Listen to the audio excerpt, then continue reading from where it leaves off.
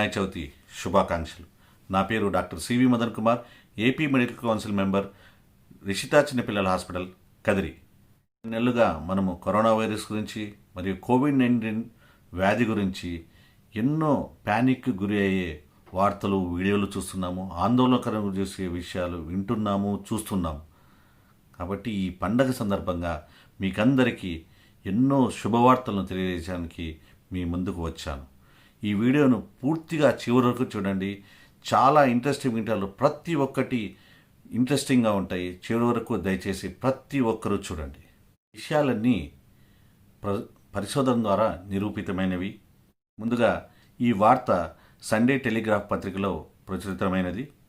జెనీవాలోని Saint మొంటినో హాస్పిటల్లోని professor పొసెట్టి అనే ఒక పరిశోధకుడు తన పరిశోధన ఫలితంగా ఈ కరోనా వైరస్ అనేది బలహీనపడుతున్నదని తెలియజేశాడు. ఎలాగంటే మార్చి నెలలో, ఏప్రిల్ నెలలో ఒక పులిలాగున్న ఈ వైరస్ రాను రాను వైల్డ్ క్యాట్గా మారుతున్నది. దానికి ఆయన చెప్పిన పరిశోధనలో ఏం చెప్పాడంటే, ఇంతకుముందు 80 నుండి 90 వయసు, 70, 80, 90 వయసున్న చాలామంది ఈ కోవిడ్-19 బారిన పడిన పేషెంట్లు చాలామంది మరణానికి గురయ్యారు.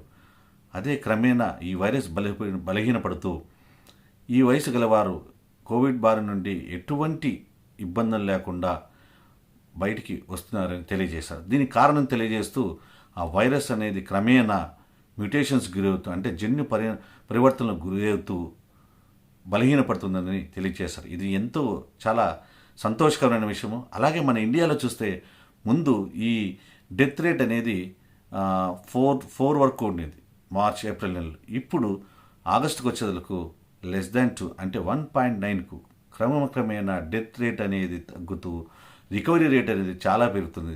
ఇంతకంటే మనకు బెస్ట్ ఎగ్జాంపుల్ మరొకటి లేదనుకుంటాను. ఇంకొక శుభవార్త ఏంటంటే, మన భారతదేశము ప్రపంచంలోనే 2వ అతిపెద్ద జనాభా కలిగిన దేశం.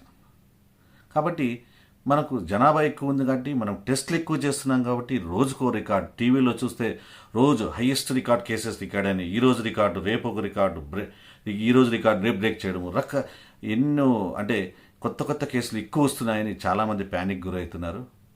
అవునండి, ఎక్కువ టెస్ట్ చేస్తున్నారు. ఎందుకంటే ఇంతకుముందు టెస్టులు చాలా తక్కువ ఉండేది. ఇప్పుడు టెస్టులు ఒక రోజుకి దేశవ్యాప్తంగా టార్గెట్ 10 లక్షలు చేస్తున్నారు. దాదాపుగా 9 లక్షల టెస్టులు చేస్తున్నారు. కాబట్టి టెస్టులు ఎక్కువ చేస్తున్నారు కాబట్టి కేసులు కూడా మనకి ఎక్కువనే ఉంటాయి. కానీ ఈ టెస్ట్ ఎన్ని చేస్తున్నారో వాటి యొక్క పాజిటివిటీ రేట్, ఇంతకుముందు 10 చేస్తున్నారు అనుకోండి ఎగ్జాంపుల్, లేదా 8, 9 వచ్చాయి. ఇప్పుడు 10కి 2, 1 మాత్రమే వస్తున్నాయి. అంటే పాజిటివిటీ రేట్, టెస్టుల సంఖ్య పెరిగినా కూడా పాజిటివిటీ రేటు చాలా తగ్గిపోయినది. అలాగే డెత్ రేట్ అనేది ఈ జూన్, జూలైలో కానీ మనకు 3.4 అలా ఉండేది. ఇప్పుడు <1.9కి వచ్చింది. ఇది చాలా గొప్ప విషయం. అలాగే రికవరీ రేట్ అనేది ఎక్కడో 58% ఉన్నది. అది జూన్లో 58% ఉన్నది, తర్వాత 60% ఉంటుంది. ఇప్పుడైతే రీసెంట్ 20th డేట్ ఆగస్టు వరకు అయితే 73.4కి వచ్చింది. ఇది 80% వచ్చింది అనుకోండి రికవరీ రేటు. చాలా మనము రికవరీ రేటు 80% అంటే మనము హెర్డ్ ఇమ్యూనిటీకి వెళ్తున్నామని. దాదాపుగా ఈ మంత్ ఎండింగ్ కానీ, ఆగస్ట్ ఎండింగ్ కానీ, సెప్టెంబర్ ఫస్ట్ వీక్లో కానీ మనము హెర్డ్ ఇమ్యూనిటీకి మనం ఎంటర్ కావచ్చని అనుకుంటున్నాం. యాక్టివ్ కేసుల సంఖ్య కూడా తగ్గిపోతుంది.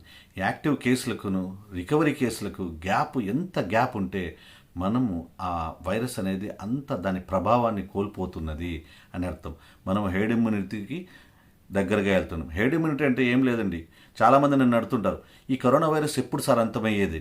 ఎస్, కరోనా వైరస్ మనకు అంతం కావాలంటే 2 మార్గాలండి. ఒకటి హెర్డ్ ఇమ్యూనిటీ, అంటే మన జనాభాలో 40 to 60% ఇన్ఫెక్ట్ అయినప్పుడు ఆ వైరస్ అందరిలో యాంటీబాడీస్ అనేది ఫామ్ అయితే ఆ వైరస్ ఎవరి నుండి పక్కకి వెళ్ళాలో, వ్యాప్తి చెందాలంటే అందరూ ఇన్ఫెక్ట్ అంటారు, వాళ్ళలో యాంటీబాడీస్ ఉంటాయి కాబట్టి ఆ వైరస్ వ్యాప్తి చెందగా క్రమేణా కనుమరుగైపోతుంది.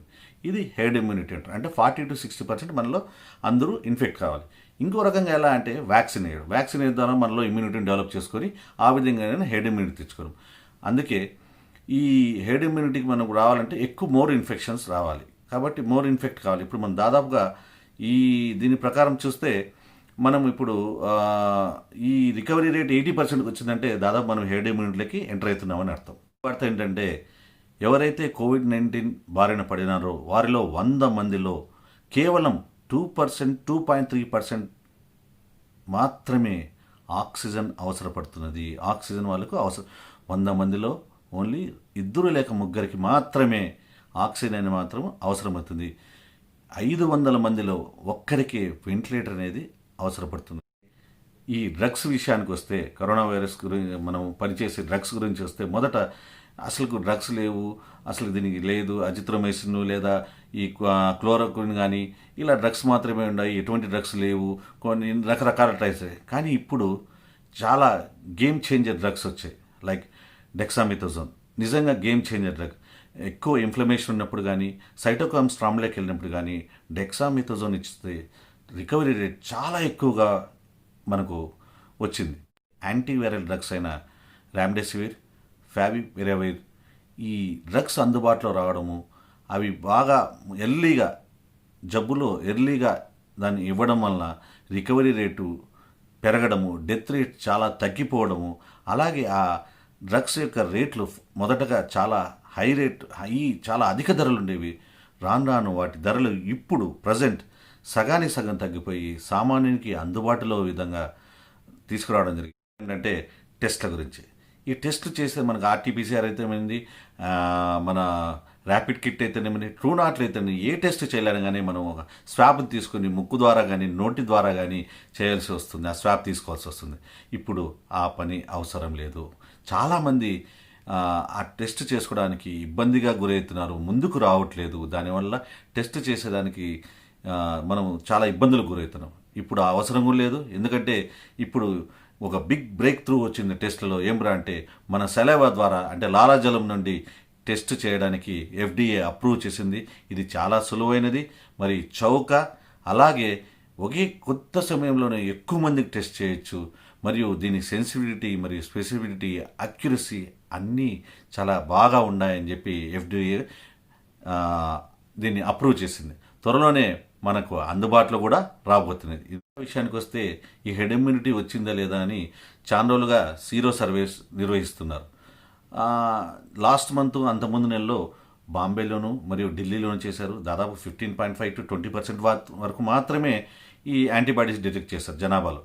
ఇప్పుడు రీసెంట్గా పూణేలో చేసిన పరిశోధనల ఫలితంగా ఈ టెస్ట్లలో సీరో సర్వేలో మనకు తెలిసింది ఏమిటంటే చాలా ఆనందకరమైన విషయాలు బయటకు వచ్చాయి. ఏమిటంటే 51.5% ప్రజలకి యాంటీబాడీస్ ఫామే, అంటే 50% పీపుల్కి ఈ వైరస్ అనేది ఇన్ఫెక్ట్ అయ్యి వెళ్ళిపోయి యాంటీబాడీస్ వచ్చాయి. ఇది నిజంగా 60%, 40 to 60% హెర్డ్ ఇమ్యూనిటీ, అంటే వాళ్ళకి ఇంకా అక్కడ వ్యాప్తి చెందే అవకాశమే లేదు.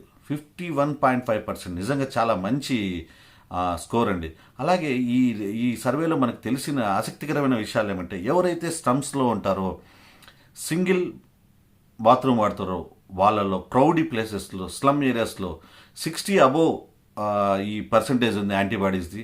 ఎవరైతే చిన్న చిన్న బంగ్లాల్లో ఉంటారో వాళ్ళకైతే 40%, ఎవరైతే అపార్ట్మెంట్లో ఉంటారో వాళ్ళలో 30% యాంటీబాడీస్, 30% పీపుల్కి యాంటీబాడీస్ ఉన్నాయని ఈ సర్వేలో తెలిసింది. దీన్ని బట్టి ఏం తెలుసుకుంటే ఎక్కువ క్రౌడెడ్ ఉన్నవాళ్ళు, పూర్ పీపుల్కి ఆల్రెడీ ఎవరైతే ఇన్ఫెక్షన్ ఆ ఏరియాలో స్ప్రెడ్ అయిందో వాళ్ళలో యాంటీబాడీస్ ఫామ్ అయినాయని ఈ సర్వే ద్వారా నిలిపింది. నిజంగా ఇది చాలా ఆనందకరమైన విషయంలో హెర్డ్ ఇమ్యూనిటీ అనేది మన ఇండియాలో కూడా స్టార్ట్ అయింది. త్వరలోనే మన అన్ని ప్రాంతాల్లో మొత్తం దేశంలోనే వస్తుందని ఆశిద్దాం. వార్త ఏంటంటే అందరూ చాలామంది అడుగుతుంటారు, సార్ మా ఇంట్లో అందరం ఇన్ఫెక్ట్ అయినాము, మా అందరికీ పాజిటివ్ వచ్చింది, మా ఇంట్లో పిల్లల పరిస్థితి ఏమిటి? నాకు చాలామంది ఫోన్ చేసి ఒక పీడియాట్రిషన్గా నాకు అడుగుతున్న చాలా క్వశ్చన్, ఇది అందరికీ ఉన్న డౌట్ ఏంటంటే ఈ చిన్నపిల్లలకు కరోనా వైరస్ సోకితే ఎలాంటి. ఇప్పటివరకు వచ్చిన పరిశోధనలో మనకు తెలియదు ఏమంటే చిన్నపిల్లల్లో కరోనా యొక్క ప్రభావం చాలా తక్కువగా ఉంటుంది, దాని తీవ్ర పరిణామాలు చాలా తక్కువ ఉంటుంది, డెత్ రేట్ అనేది చాలా చాలా నెగ్లిజిబుల్గా ఉంది. సాధారణ దగ్గు జలుబు లాగానే వస్తుంది. ఎందుకంటే వాళ్ళలో థైమస్ అనే గ్లాండ్ ఉండడం వల్ల, టీ లింఫోసైట్స్ వల్ల వాళ్ళకి ఇమ్యూనిటీ ఉంటుంది కరోనా వైరస్కి. చిన్నపిల్లల్లో కరోనా వైరస్ ఎటువంటి తీవ్ర పరిణామాలు చూపెట్టేదని ఇప్పటి వరకు అందిన పరిశోధన ఫలితంగా తెలియజేస్తుంది. ఇది వార్త వ్యాక్సిన్ల గురించి. వ్యాక్సిన్లు ఎప్పుడు వస్తాయి ఇండియా, రష్యా వారు రిలీజ్ చేసేశారు, మనం ఎప్పుడు వస్తాయి ఇండియాలో. రష్యా వ్యాక్సిన్ గురించి చాలా ఇప్పటి వరకు చాలా కాంట్రవర్సీస్లో ఉంది. సరిగ్గా వాళ్ళు ట్రయల్స్ చేయలేదని ఇవన్నీ మనకు వస్తున్నాయి. మన ఇండియాలో ఎప్పుడు వస్తాయి అనేది మనము చర్చించుకుంటే, మన ఇండియాలో 3 కంపెనీలు ఈ వ్యాక్సిన్స్ని తయారు చేస్తున్నాయి. ఒకటి సీరమ్ ఇన్స్టిట్యూట్, దాని పేరు కోవిషీల్డ్. భారత్ బయోటెక్ వాళ్ళు తయారు చేస్తున్న వ్యాక్సిన్ కోవాక్సిన్, అలాగే జైడస్ కంపెనీ వాళ్ళు చేసిన జైకోడి. ఈ 3 వ్యాక్సిన్స్ మన ఇండియాలో తయారవుతున్నాయి. వీటిలో ముందుగా మనకు సీరమ్ ఇన్స్టిట్యూట్ వాళ్ళు ఆక్స్ఫర్డ్ యూనివర్సిటీతో టైఅప్ అయ్యి వాళ్ళు మనకు మొదటి శుభవార్తను తెలియజేశారు.